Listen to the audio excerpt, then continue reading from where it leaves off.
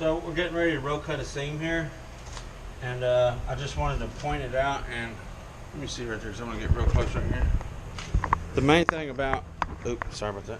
Main thing about making a proper seam and anything that has a pattern is just getting your pattern right. Once you get a pattern right, there's no way you're going to have a messed up seam. So what I've been doing is there's a little dot. I find a particular dot, like right here is a blue, purple, light brown, okay? But also over here there's a brown, blue, light, purple. So that is not the same as that. There's actually like a 3/4 inch pattern to this, or 1/2 inch. I haven't exactly measured it. So, and from this brown straight up the same row to that brown, look at the distance. There's like, that's the pattern right there. So I've been coming on brown, where they're real close, like that. I've been going right there on that part of my pattern, and I've been cutting that off. And then my next run, I'll cut it in the same spot and butt it right up to that. So, excuse the noise. So, this is a little like, I don't know what you call it. It's a row finder. I know that. Some people call them comb row finders or whatever, but this is what I use for commercial carpet. It seems to work pretty daggum good. It's actually what it's for. So, anyway, this is a really tight woven carpet, so you can't just stick it in there and push it. You actually got to work it back and forth a little bit. Now if you look really close right there, let's see here. See how I'm wiggling it back and forth there? Okay, so look. Oh snap, I dropped it. Hold on. Okay, so you'll see on this side of my row finder I got brown. They're really close together, so that's where I'm going to make my cut, and I'll make my cut on the same spot on my other piece, and that'll should go right back together perfect. This is the edge of the carpet. The salvage edge was like literally right here, so it's not the straightest, but so long as I stay in the row, it don't matter if it's straight or not, it's going to be because right there's a bend. I had to turn my thing right there just to stay in the same row. And so long as you stay in the same row, it's going to go right back together good. You might have to kick a little gap together or something like that, but look at there, it actually ran out at the end, so I gotta scoot back a little bit and go again.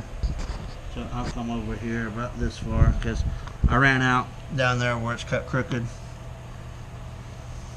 That might help me out anyway a little bit, getting away from the edge a little bit to make this a little bit straighter. Right there is where it was actually trying to bend on me, and it still is. So either way, as long as you stay in the row, the same row, and you cut it in the same spot on the next piece, there's no way you're not going to have a good seam. So as soon as I get this cut, I'm going to make a point to feel like I got this cleaned out good. That's what this does. This thing going back and forth in there, it actually cleans out the row. It gets the fibers from being mashed all together and knitted together and stuff. It actually creates a little channel between the rows, me doing this. And once it feels smooth and it don't feel rough like when you first start out, it feels a little bit rough because you're actually running over the fibers, which you don't want to do, because if you're running over the fibers with your cutter, then you're going to cut them. So you want to just keep doing this until you feel smooth, just like that. Now we're getting there. No resistance, it ain't running, it ain't bumping over no fibers or nothing like that. Strictly running on the back of the carpet, which that's what we want. Okay, so on all commercial carpets, whenever you make your seam, most of the time on a regular plush carpet, I would use the blade on this side. I'm trying to get somewhere I can steady. Yeah, I know. I think it's, excuse the noise, extend it out too far there. Just come up a little bit if you want. There you go. Okay, so I'm using this side, so I want to use the opposite blade. Normally I would use the blade on the side that I'm using. Like if I was cutting on keeping this side, I would use the blade on this side of my cutter. Not so with commercial carpet, whether it be stretch in or glue down. You want to use the opposite blade. Just because it's so tight together, you're going to end up cutting fibers if I try to use the blade on that side. So I'm going to actually use the blade on this side, and we'll make a nice clean cut here, and we'll see what it turns out to be there. Again, this is just like double cutting. You want to keep your blade straight up and down if possible, or as much as possible, I should say, I guess. Okay.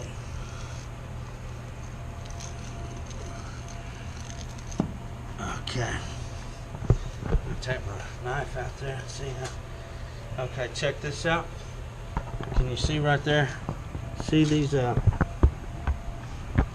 fibers right here on this side? They got cut. See that? So had I used the blade closest to my seam, those cut fibers would have been over here on the piece that I was seaming. So that's why I used, I don't know if you can see that, the opposite blade. See that? I used the blade on that side, and that's why, because of those cut fibers would have been on the piece that I'm seaming, and I didn't want that.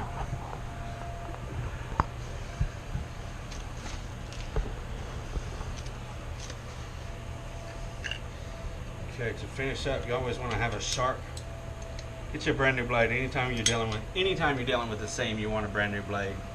Just for the sake of it ripping or pulling fibers out. I'm going to finish this up with the back of my knife. So I'm going to go right here and just push it right along the edge of those browns. The brown fibers that I'm going by. There we go. See that? Still nice and clean. Got just a little bit of the brown right there. That's okay. Still nice and clean because I had a sharp blade. So it's very important to have a sharp blade.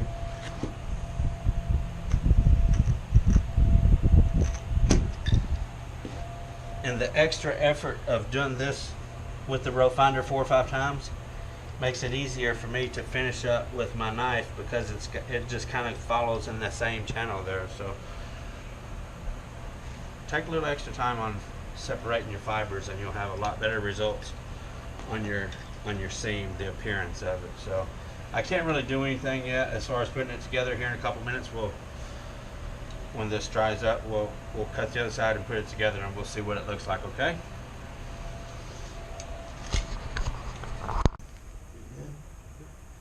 Okay, so come right up there. I want to get real nice and close here. So a while ago when I cut that, I was right on my brown. Got my browns real close together. Brown, brown, brown, brown, brown, brown. That's exactly where I cut my other piece a while ago. So I'm going to cut this in the same exact spot. I want to do this 3 or 4 times so it feels good and open, like I said a while ago.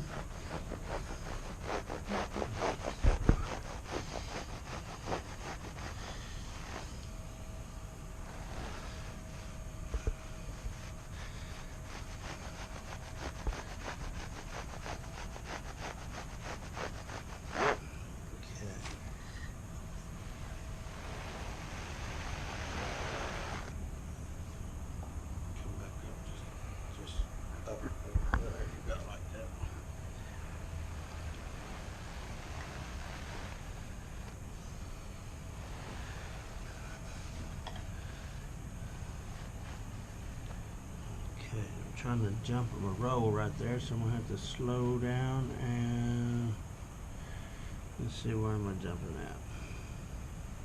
Right there. Okay. Must have been a little curve in it right there, because I tried to jump a row on me and get my pattern off. So you can definitely feel that whenever you're doing this, because like I said, it's going to feel smooth, and then whenever you hit a you start running over the nap of the carpet, you'll fill it. So you can fill it, jump a row, jump a row, jump a row. Perfect right there, okay. Yep, right down again.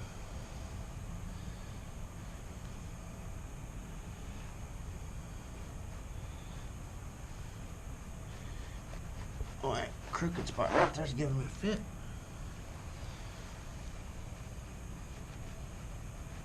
There we go. Okay.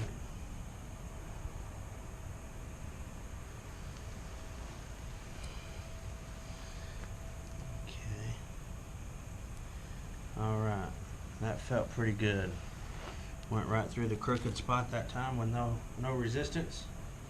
So now this time, since I'm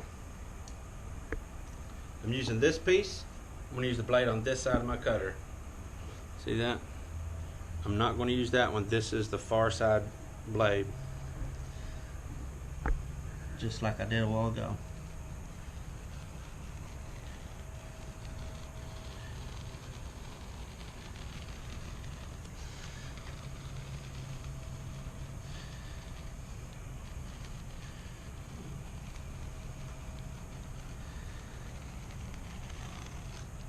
Okay, let's check that out.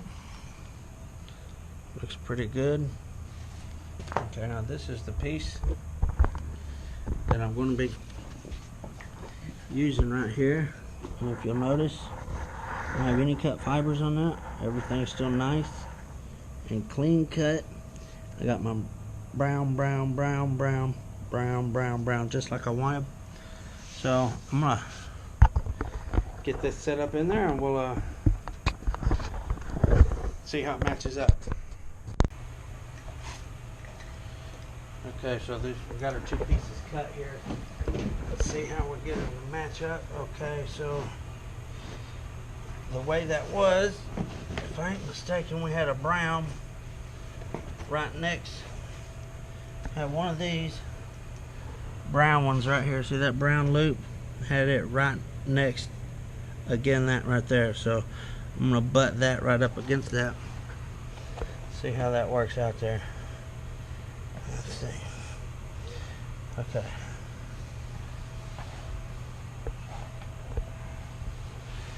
I don't think that's it, because it looks like we got two purples together there, so maybe I need to go.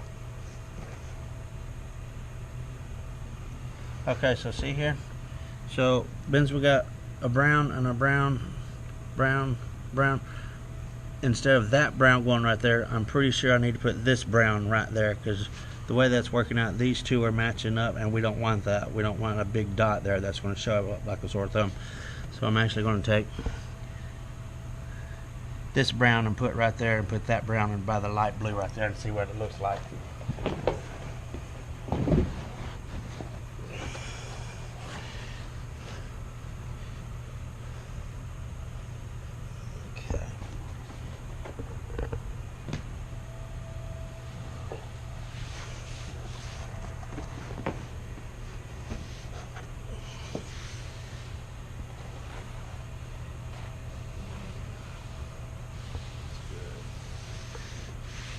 Okay, so looking back from the distance, I think that done it, didn't it?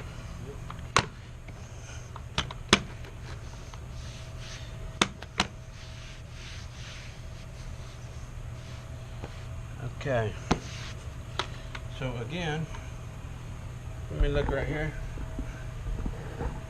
This is the same way with Berber. You can see if you look at an angle of these diagonal lines, see that?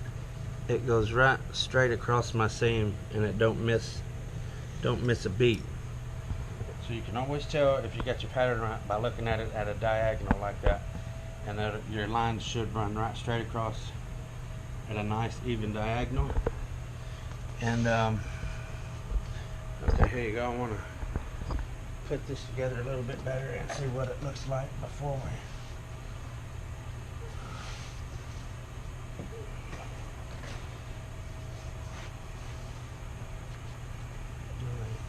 easy as making. Okay. Okay, so with that pulled in there, all nice and good, I think that's going to be a nice looking seam. We'll get her folded back, glued, and we'll go through the process of putting a row run seam together, okay?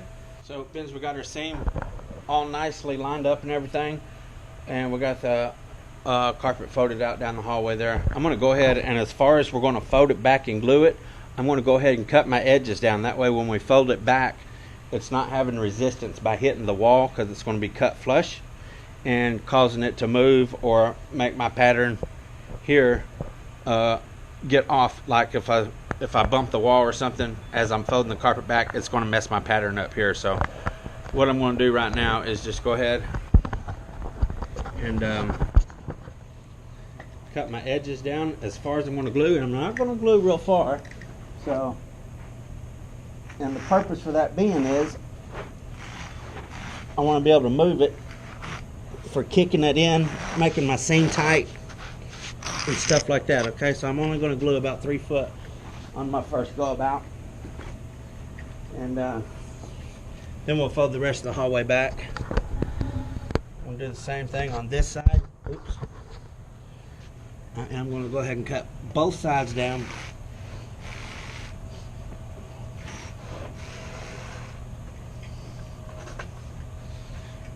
Okay, that way Jerry can get in there and glue it. And, all right, Mr. Spills, are you ready? Okay, so I'm going to go ahead and fold my one side over in there and roll it down real good in the glue. And just as with my head seams, I'm going to take my little flathead screwdriver. I'm going to rake that excess glue out that's right up against the edge of my carpet to create a little gully for my seam sealer.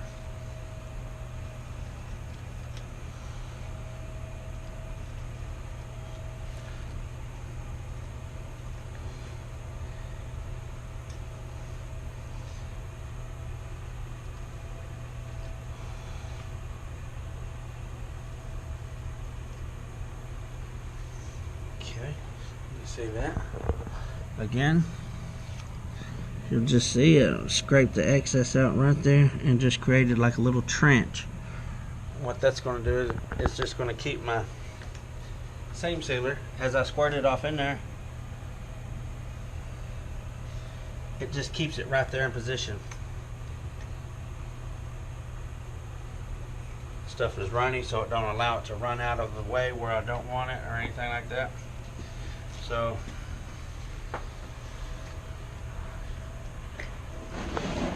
I probably need to be over there. So if you'll trade me sides, Jerry.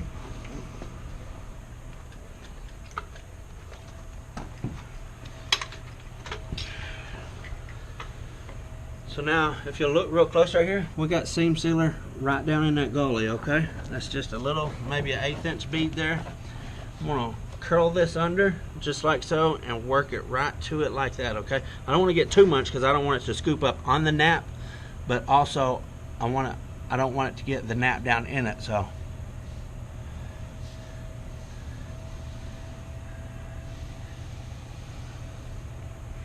Okay, now, as you can see, I got just a little gap right there, which was expected, so there it goes, right there. Closes it right up. As I push it forward, I'm going to take my roller and run over the seam. That's going to help it stick in the glue, and it's going to mash the sealer, the seam sealer, onto both backings real good to ensure a good bond between the two pieces of material.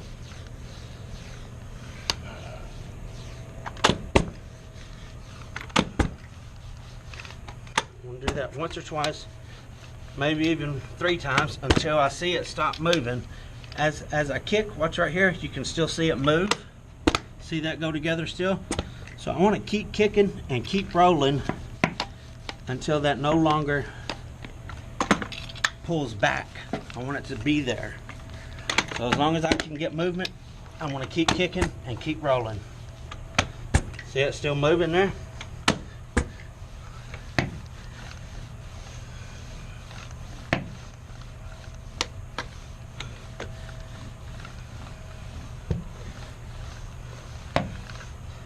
Try it again. Okay, it's starting to get a hold there. It barely did move. So we're getting real good there. That didn't move none. That's all the way together. And that's just barely got anything in it. Let me just push the whole thing up like that. There we go.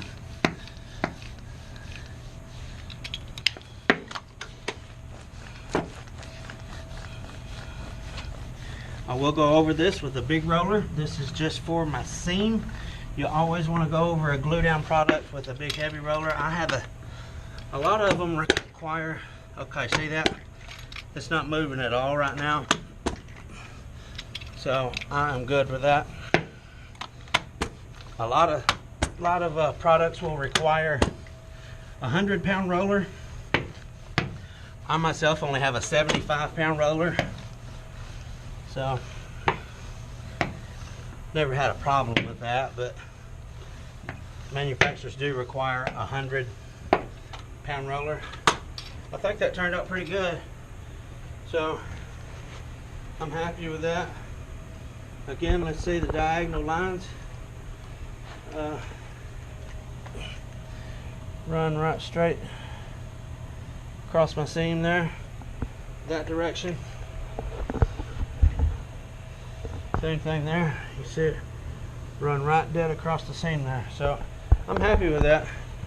You can stand up and look at it like this. Turned out okay. Looks like I might need to do just a little another bump right there. Here you go, Jerry. Hold that. Let me tighten that up just a little bit more. See that? Yeah, that was still moving, so I didn't give it enough time to set up there a little bit. I could see a little dark spot on that end when I stood up and got away from it. Sometimes you need to do that because when you're down on it, you can't really, if it's a little bitty pattern like this, it starts messing with your eyes and you get, looks like stuff just kind of, it just starts messing with your eyes with all the little dots and stuff. So sometimes it's good to just get up, stand back and take a look at it and see if you need to do anything else to it. So okay, I'm happy with that. So that's how we do a row cut seam. Maybe that'll help you out on your commercial carpet installs. So if you come to my channel and you like what you see, hit the subscribe button and get all my latest videos as they come out. Hit that little bell there and it'll give you notifications. Every time I release a new video, you'll be the first to see it. Keep you up to speed.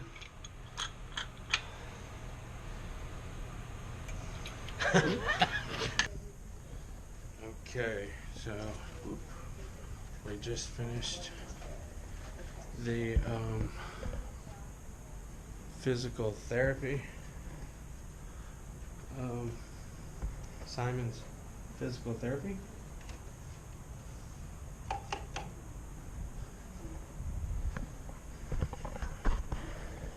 We're going to do a little walkthrough real quick, just see. Mind you, this was just put down 3 months ago, so it was extremely, I mean, an extremely rough job pulling everything up. Tons of floor prep, sticky glue to deal with.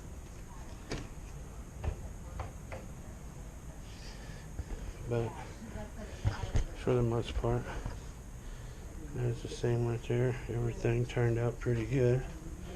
Another doorway seam. There's a whole lot of light in here because it's a physical therapy place. So everything's kind of dim, which makes my work look better when it's dark. But anyway, doorway seam. Looks real nice. Over here, straight across the hall. Same thing, another room, another little office. Look here. Look what time it is. It's almost midnight. This is day number 6 for this job as well. The last day. We are done though, so well, we actually had a few pieces of base missing, because I was using some that we pulled off, and I was using some new, so they didn't quite know how much to order. So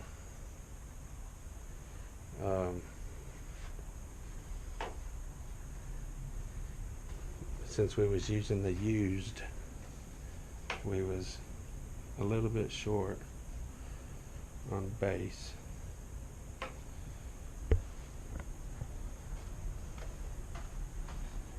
Another little office area here.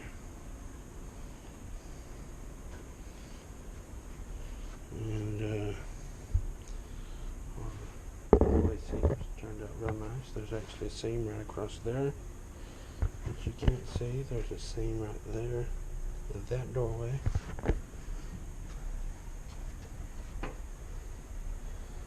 And the hall, this is just like a big box. Sorry.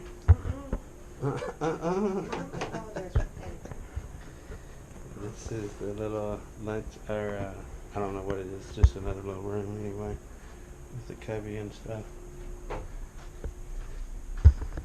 back is just about to go dead, and this is where they heat their towels and stuff like that for the therapy and stuff. Doorway seams.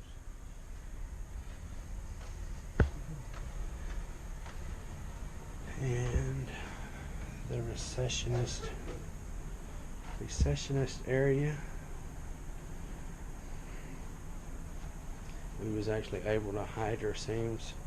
They went up underneath of the cubbies there, so that worked out real nice, because this room actually fell all the way out. So right here is a seam for that room right there. And this is the main lobby. Okay. 6 days. It's midnight. Once again, Simons says if it's physical, it's therapy.